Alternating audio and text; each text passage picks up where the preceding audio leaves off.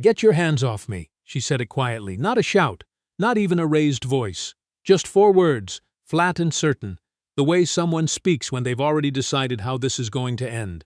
The security guard didn't hear her, or chose not to. His hand was already on her arm, the left one, just above the elbow, and he was steering her toward the glass doors of the Hargrove Federal Building, the way you'd move a shopping cart out of an aisle, efficiently, without looking at her face.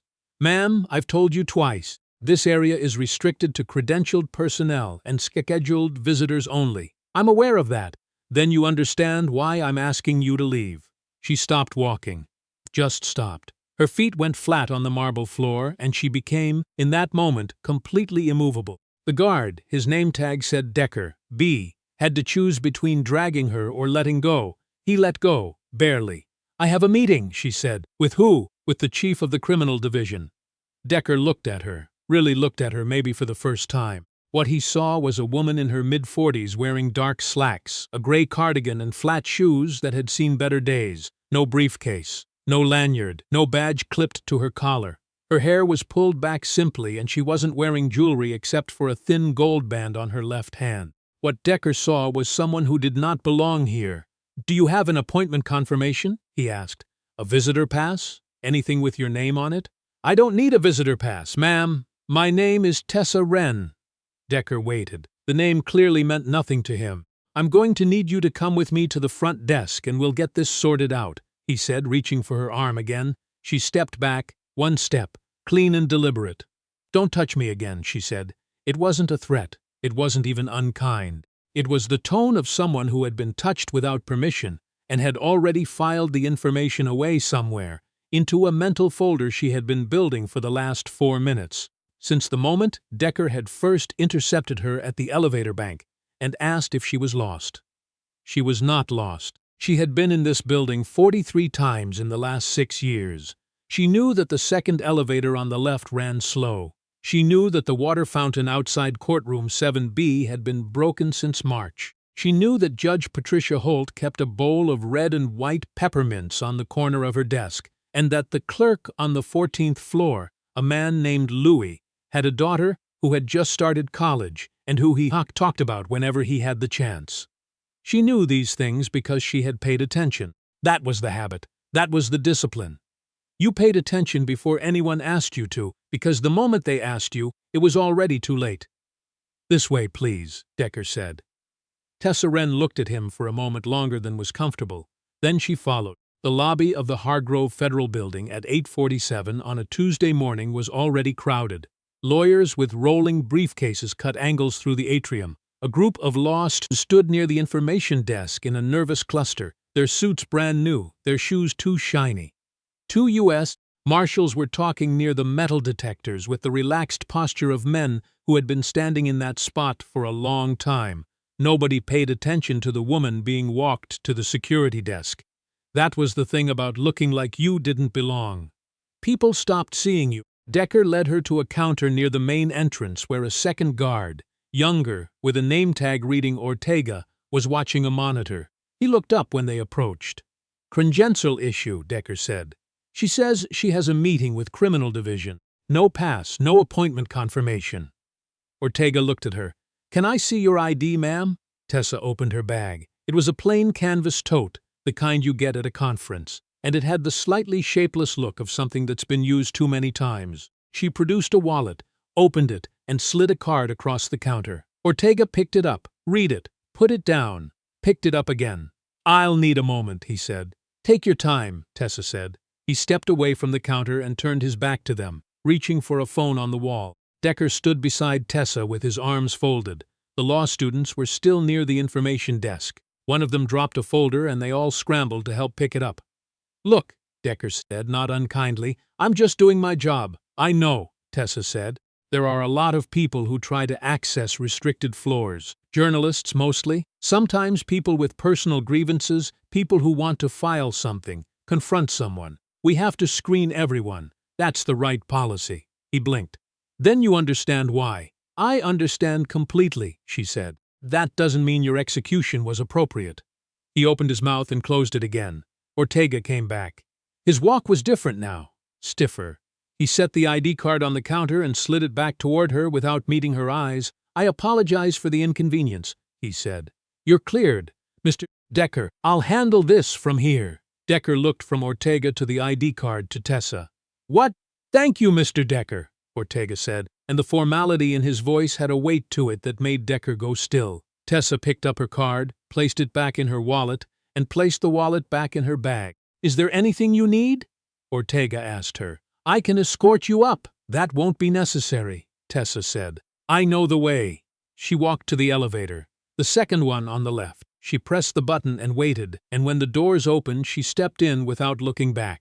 She had taken this elevator the first time 11 years ago, the week after her appointment was confirmed by the Senate, 67 to 33. She remembered the exact count because she had watched the vote from a chair in a small room off the Senate chamber, surrounded by 4 people whose faces she had memorized the way she memorized everything.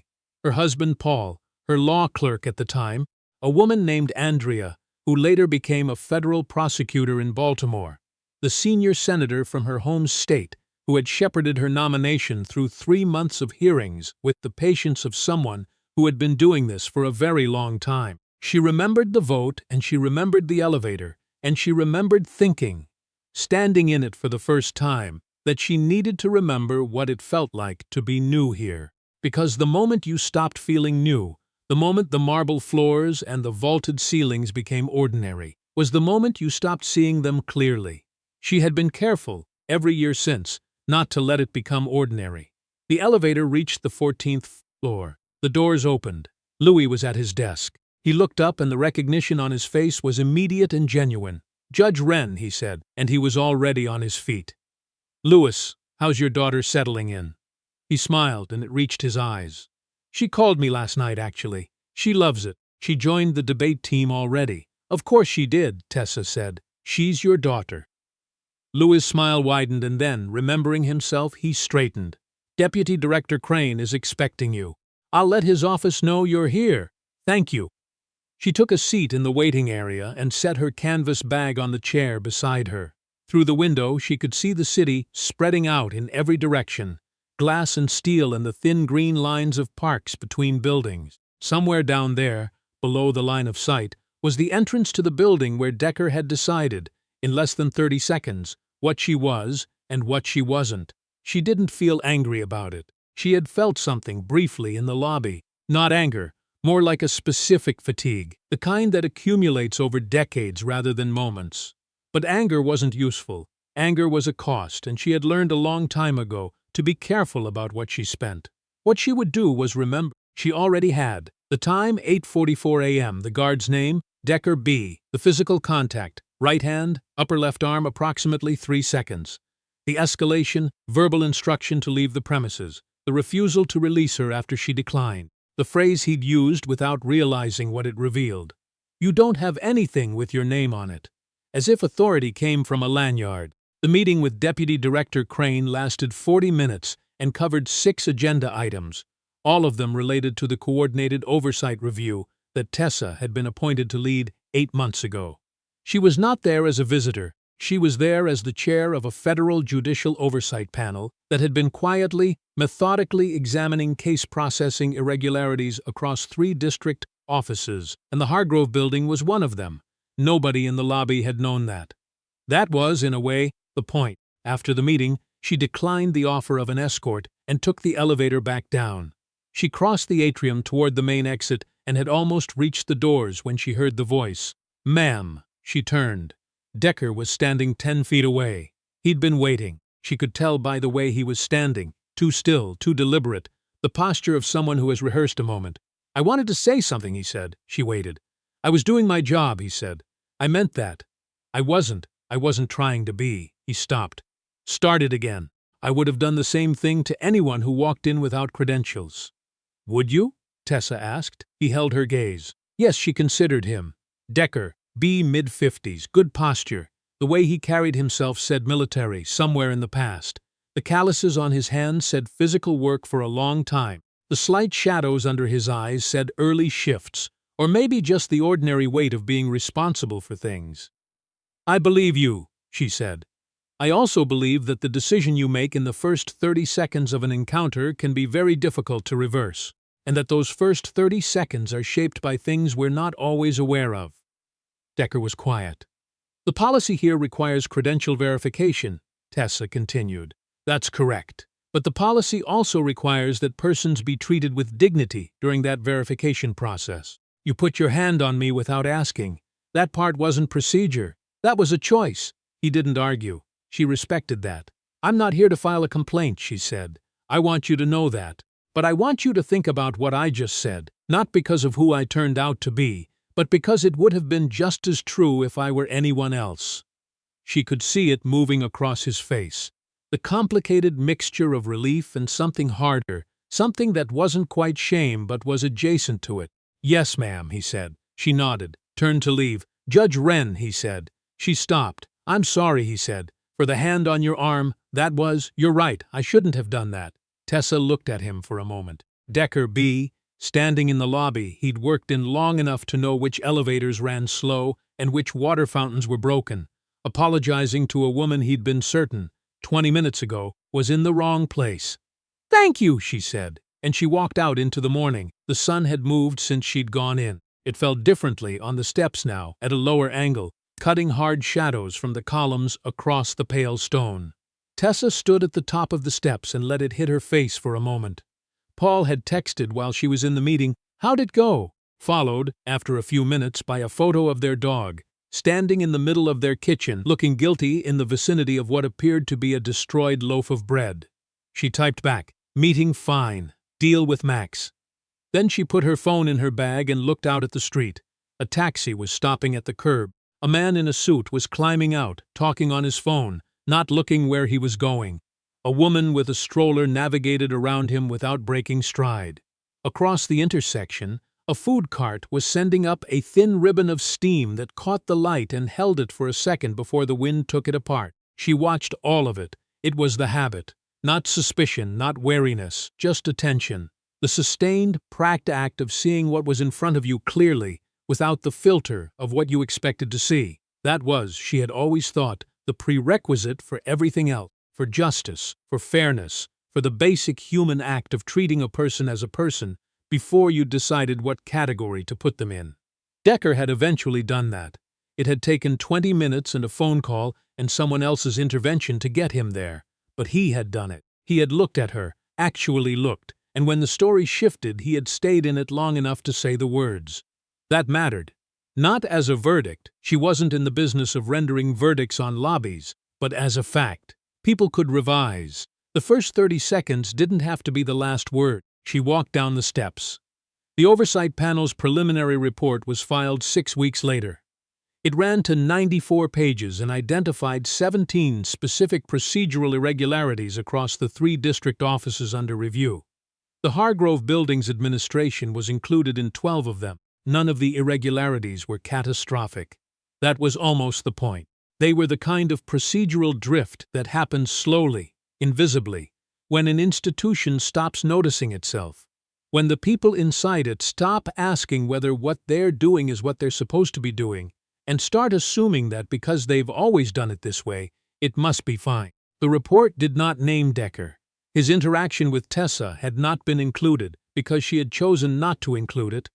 Not because it didn't matter, but because the report was about systems, and what happened in the lobby that morning wasn't a system failure. It was a human one, which was different, and which had, partially, imperfectly, corrected itself. She thought about that sometimes.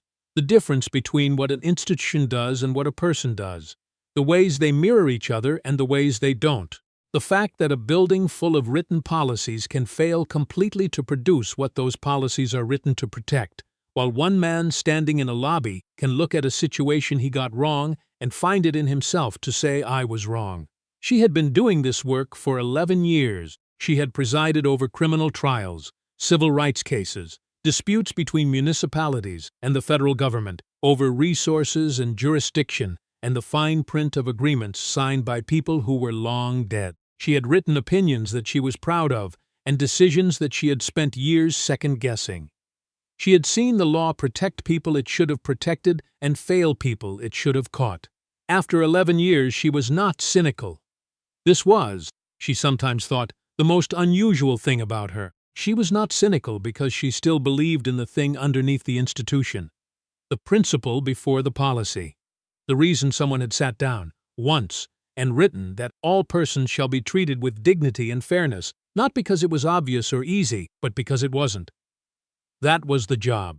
Not the robe, not the title, not the 70-page CV and the Senate vote and the ID card that made Ortega straighten his posture. The job was to hold the principle when the institution forgot it, to remember what it was for. Tessa Wren walked to the parking structure on the next block, found her car on the 3rd level, put her canvas bag on the passenger seat, and drove home. The dog had, in fact, destroyed the bread. Now, if you watched this story and felt something shift in your chest when that security guard finally said, "I'm sorry, you're not alone," because that moment wasn't about the apology. It was about what the apology meant. It meant, I saw you, I got it wrong, I'm willing to say so. That's rare, and it matters. Here's what I keep thinking about. Tessa never raised her voice. She never announced who she was. She let the situation unfold. She paid attention, and she trusted that the truth would find its way out on its own. Because she knew something that Decker didn't, in those first 30 seconds. She knew that dignity isn't a credential. It's not something you clip to your collar. It's not something you lose when someone decides you don't look the part. It's just yours. The question I want to leave you with is this. Have you ever been dismissed before someone knew your story? Have you ever watched someone revise their opinion of you? Not because you changed, but because they finally saw clearly? Tell me in the comments. I read every single one. And if this story meant something to you, hit that like button. It helps more people find this channel who need to hear it. Subscribe to Velvet Verdict so you don't miss what's coming next.